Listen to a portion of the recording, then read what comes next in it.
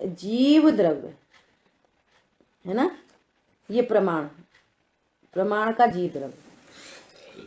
ठीक है, तो इसमें कितने प्रमाण के द्रव्य में कितने वस्तु कैसी है, तो वस्तु कैसी है, द्रव्य पर्यायात्मक, द्रव्य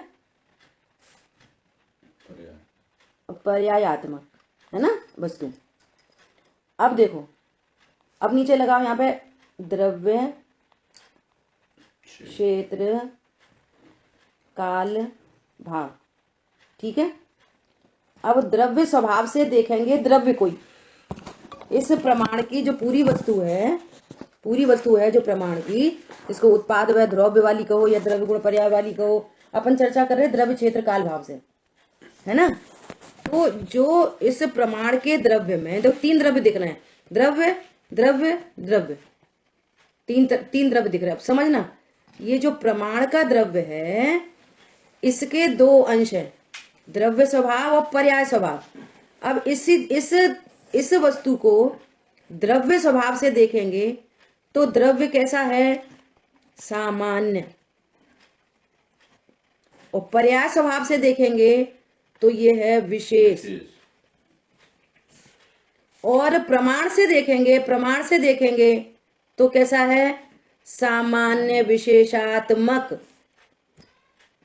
क्या बोला, द्रव्य स्वभाव से देख रहे हैं तो सामान्य, अकेला सामान्य, पर्याय स्वभाव से देख रहे हैं तो विशेष, लेकिन पूरी वस्तु देखेंगे तो पूरी वस्तु कैसी दिखेगी, सामान्य विशेषात्मक। समझ आई बात, सामान्य भी है विशेष भी है। हाँ, सामान्य भी है विशेष भी है। द्रव्य स्वभाव से अकेली सामान्य है और पर्याय स्वभाव से विशेष है, विशेष दिखेगा पर्याय से। क्षेत्र से देखेंगे, क्षेत्र की अपेक्षा से द्रव्य को देखेंगे, क्षेत्र की अपेक्षा से द्रव्य को देखेंगे तो कैसा दिखेगा, अभेद। और पर्याय से देखेंगे तो असंख्यात प्रदेशी भेद दिखाई देंगे, हर अकेला अकेला है, अलग अलग है प्रदेश, तब तो असंख्यात हुए, है ना। और प्रमाण से देखेंगे तो भेदाभेद, भेदाभेद, बीच में रिपीट करना है आपको, बीच में प्रमाण है ना, भेदाभेद। थोड़ी ऐसे गलत होगी टेबल, यहाँ पे एक और होनी चाहिए, तो यहाँ पे लिखना चाहिए, यहाँ कर दो ना। भेदाभेद लिख लेना अपनी कॉपी में, भेदाभेद, यहाँ पे प्रमाण। काल की अपेक्षा से यहाँ इसको देखेंगे द्रव्य को तो द्रव्य है नित्य और पर्याय है अनित्य, और प्रमाण से देखेंगे तो दोनों नित्य अनित्य दोनों अंश दिखेंगे, नित्य अनित्य। ऐसा भाव से देखेंगे तो एक, भाव की अपेक्षा द्रव्य को, द्रव्य स्वभाव को, भाव की अपेक्षा, यहाँ पे अपेक्षा लिख लेना अगर क्लियर करना है तो। द्रव्य अपेक्षा द्रव्य स्वभाव को देख रहे, क्षेत्र अपेक्षा द्रव्य स्वभाव को देख रहे, काल अपेक्षा द्रव्य स्वभाव को देख रहे, भाव अपेक्षा द्रव्य स्वभाव को देख रहे। अब इन्हीं द्रव्य क्षेत्र काल भाव की अपेक्षा पर्याय को देख रहे, है ना। तो भाव अपेक्षा एक है, एक रूपता दिखेगी, और पर्याय अपेक्षा अनेक दिखेगा, अनेक, अनंत गुण, अनंत शक्ति, अनंत धर्म युगल, अनंतानंत पर्याय, ऐसा। ठीक है, और प्रमाण से देखेंगे तो एक अनेक, ऐसा। प्रमाण से देखेंगे तो एक अनेक, है ना, ऐसा। अब देखो, अब ये है द्रव्य का चतुष्टय, द्रव्य का चतुष्टय है ये, और ये पर्याय का चतुष्टय।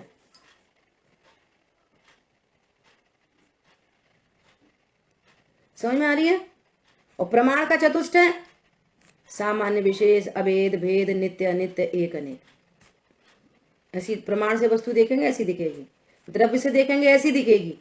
अब ये द्रव्य को भी इन चार मई एक द्रव्य का चतुष्टय, समझ में आ रही है। ये द्रव्य का चतुष्टय, सामान्य अभेद नित्य एक मई द्रव्य। अब इनमें भी चार भेद नहीं, द्रव्य को ही हम क्षेत्र से देख रहे हैं, काल से देख रहे हैं, भाव से देख रहे हैं, तो इन मई द्रव्य का चतुष्टय ये है शुद्ध नय का विषय, शुद्ध नय के विषय की आत्मा, ये है आत्मा। जब आप अपने को सामान्य अभेद नित्य एक देखोगे ना, इनमें ही एक देखोगे तो आत्मानुभूति का प्रसंग आएगा। और उनको विशेष देखते रहोगे, भेद रूप देखते रहोगे, अनित्य देखोगे, अनेक देखोगे, हाँ, तो आत्मानुभूति इसके लक्ष्य से नहीं होगी।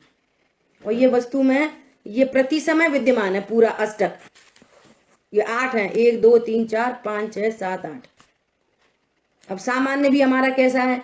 ज्ञान स्वरूप। विशेष भी कैसा है? ज्ञान स्वरूप। मेरे अभेद में भी क्या है? क्षेत्र में, संपूर्ण क्षेत्र में क्या है? ज्ञान। और भेद में भी क्या है? ज्ञान। मेरी नित्यता कैसी है? ज्ञान स्वरूप। अनित्य पर्याय भी ज्ञान। एक गायक भाव भी क्या है? ज्ञानमयी। और अनेक में भी सब क्या है? ज्ञान। तो मेरे पूरे अष्टक में क्या है? ज्ञान ही ज्ञान। मुझे ज्ञान सिंधु में रे बस ज्ञान ही ज्ञान भरा। पंडित साहब का पढ़ो ज्ञान अष्टक तो समझ में आएगी। ज्ञान अष्टक मतलब ये अष्टक 8। समझ में आ रही है बात? तो ये है, ये द्रव्य का चतुष्टय है, ये पर्याय का चतुष्टय है, और पूरी वस्तु का चतुष्टय, प्रमाण का चतुष्टय, वो नित्य सामान्य विशेष अभेद भेद नित्य अनित्य एक अनेक, ऐसा। ठीक है, क्लियर हो गया?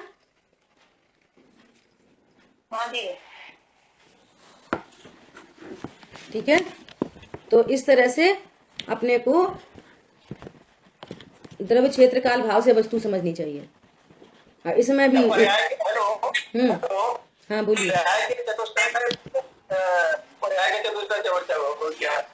जैसे शुद्धनय का विषय हुआ, द्रव्य का चतुष्टय शुद्धनय का विषय हुआ, पर्याय का चतुष्टय सरकार का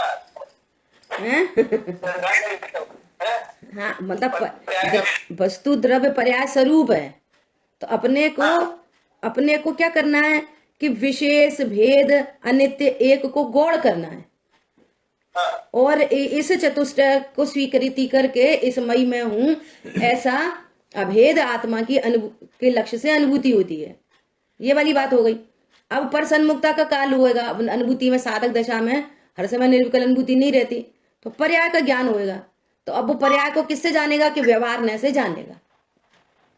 निश्चय व्यवहार चलता रहेगा ज्ञान। अब वो ज्ञान है ना, वो ज्ञान की पर्याय न बन गई, अब नयों से प्रवर्तमान रहेगी। वो मुख्य गौड़ चलता रहेगा लेकिन अभाव नहीं करेगा। पर्याय का भी जब ज्ञान है सम्यक दृष्टि जीव को, तो भी वो अपने श्रद्धा में अपने को ज्ञायक की अनुभव करती है, और ज्ञान में ज्ञायक गौड़पने विराजमान है। जैसे अभी अपन सब स्वाध्याय कर रहे हैं, अब यहाँ पे कोई विकल्प नहीं है, है ना? हाँ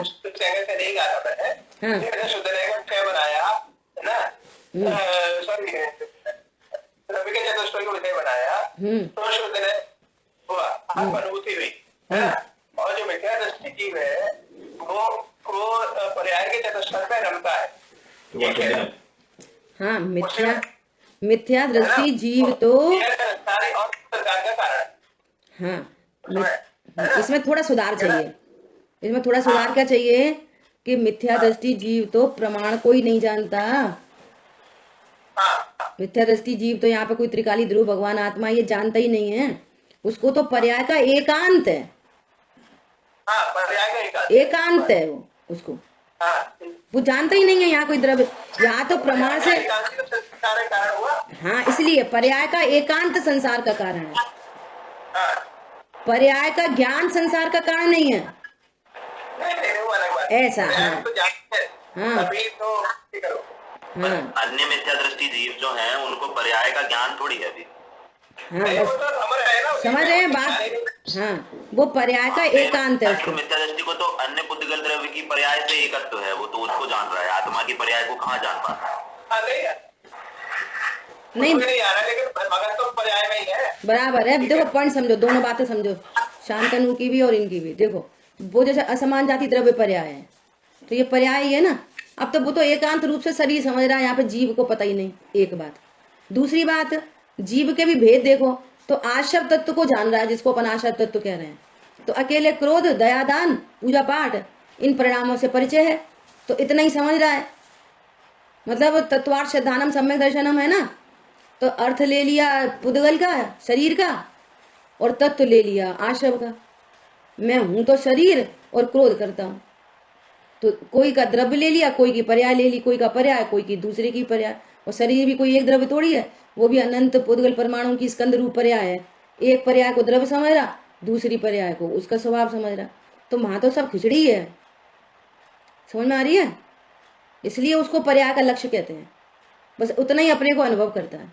अब यहाँ तो दो द्रव्यों की भिन्नता न्यारी न्यारी, जीव अलग पुद्गल अलग। शरीर को भी एक पुद्गल से आरोपित किया जाता है ये निक्षेप से। वास्तव में वो तो पुद्गल की अनंत पुद्गल परमाणुओं की स्कंद रूप पर्याय है। शरीर भी सीधे सीधे पूछते हैं तो बोलते हैं शरीर क्या है कि पुद्गल। शरीर पुद्गल द्रव्य थोड़ी है, पुद्गल द्रव्य की पर्याय है अनंत पुद्गल परमाणुओं की। फिर जीव कौन है? जीव चेतना लक्षण वाला है। अब जीव में क्या क्या चीजें होती हैं?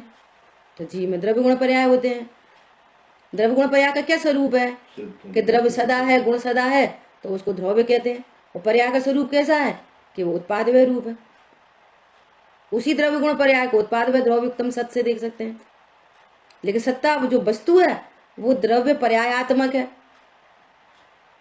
तो ये द्रव्य क्षेत्र काल भाव से देखते हैं ऐसा। तो ये पूरे परिपूर्ण वस्तु को भली भांति जानना, तब उन नयों में अनेकांतमयी आत्मा को जानकर फिर सम्यक एकांत में आना।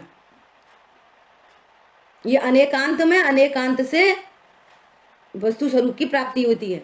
कल अपन ने एक चर्चा की थी कि कोई एक महत्वपूर्ण बिंदु को ध्यान से सुनना कि किसी ने आगम से, जैसे अपन ने आगम से ये पूरा द्रव्य क्षेत्र काल भाव द्रव्य गुण पर्याय उत्पाद व द्रव्य युक्तम सत जान लिया, तो हमने अभी, लेकिन अभी अनुभूति नहीं हुई, तो हमने प्रमाण को तो जान लिया कि नहीं जान लिया।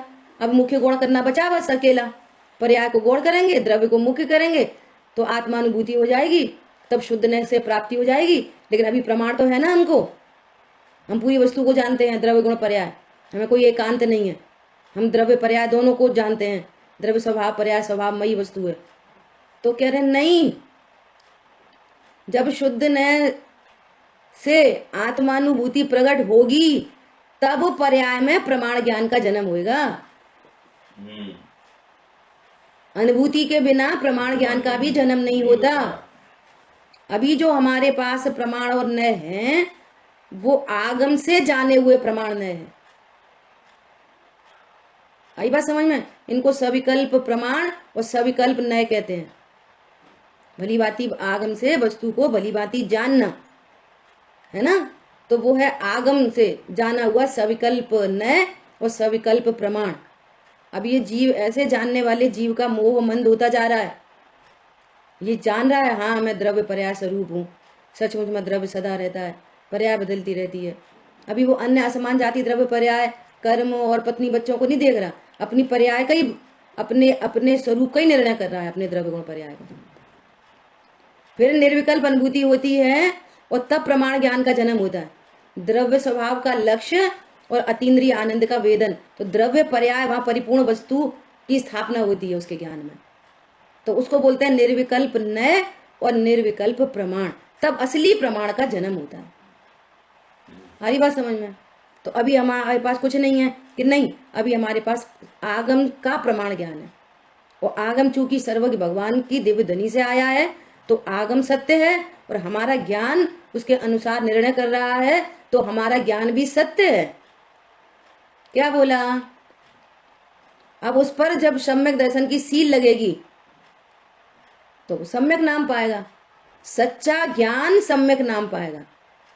जिसके पास सच्चा ज्ञान नहीं है आगम के परिप्रेक्ष्य में, उसको तो सम्यक दर्शन अभी फिलहाल नहीं होने वाला। क्या कहा? आगम क्या है? सच्चा। आगम क्या है? सच्चा। तो आगम के अनुसार जो हमारा ज्ञान है वो कैसा है? सच्चा कि झूठा? बोलो। सच्चा है। तो हमारा ज्ञान सच्चा है, तो सच्चा ज्ञान सम्यक पने की ओर कन्वर्ट होगा। और जिसके पास आगम, इसलिए यहाँ पे क्या कह रहे हैं, देखो कितनी अच्छी बात आई थी अभी टीका में। जब तक आप प्रमाण नय से वस्तु को सिद्धि नहीं करोगे, साधक अवस्था में तो सत्यार्थ ही हैं, क्योंकि वे ज्ञान के ही विशेष हैं। उसके बिना वस्तु को चाहे जैसा साधा जाएगा तो विपर्य होता रहेगा और तुम बोलोगे कि हम तो स्वाध्याय करते हैं। बहुत गजब की बात है। देखो कल हम लोग नियम सार जी का भी अपने पास है 2-4 मिनट। कल हम लोग नियम सार जी का स्वाध्याय कर रहे थे। हाँ हाँ ये बताइए, जैसे आत्मानुभूति हुई है ना, वो द्रव्य कैसे सत्ता का स्वरूप में आया? हो रहा है द्रव्य का जानना कैसे हो रहा है कि द्रव्य का लक्ष्य है। ज्ञान जानने में आया, ज्ञेयकार सब गौड़ हो गए, वो जानने वाली वस्तु मैं हूं। वो ज्ञान जानने में आया तो जो ज्ञान है वही तो ज्ञायक है, जो मिठास है वही तो चीनी है, तो लक्षण से लक्ष्य प्रसिद्ध हो गया, है ना। तो ज्ञान में लक्ष्य तो है ज्ञायक का, द्रव्य का, आत्मा का, और उसी समय आनंद प्रकट हुआ, सो उस आनंद का भी वेदन हो रहा है। अतीन्द्रिय आनंद आया नहीं, तब तो पता चला सम्यक दर्शन है, और अतीन्द्रिय आनंद नहीं आया तो फिर सम्यक दर्शन का क्या करें। तो सम्यक दर्शन प्रकट हुआ, तो वो द्रव्य का भी लक्ष्य है और पर्याय का वेदन है ना। तो ऐसे परिपूर्ण वस्तु का उसको ज्ञान होता है उसी समय। हाँ देखो, ये द्रव्य स्वभाव है, ये पर्याय स्वभाव है, ऐसा। तो निर्विकल्प अनुभूति में निर्विकल्प, अब वहां पर कोई विकल्प नहीं है कि ये प्रमाण है, ये द्रव्य है, ये पर्याय है, कुछ विकल्प नहीं है किसी प्रकार के। वो तो आनंद का भोग चल रहा है और द्रव्य का लक्ष्य हो रहा है, दोनों काम एक साथ हो रहे हैं निर्विकल्प रूप से। वहां कोई विकल्प नहीं है, ये द्रव्य है, ये गुण है, ये पर्याय है, ऐसा कोई विकल्प नहीं। कल चर्चा की थी, खीर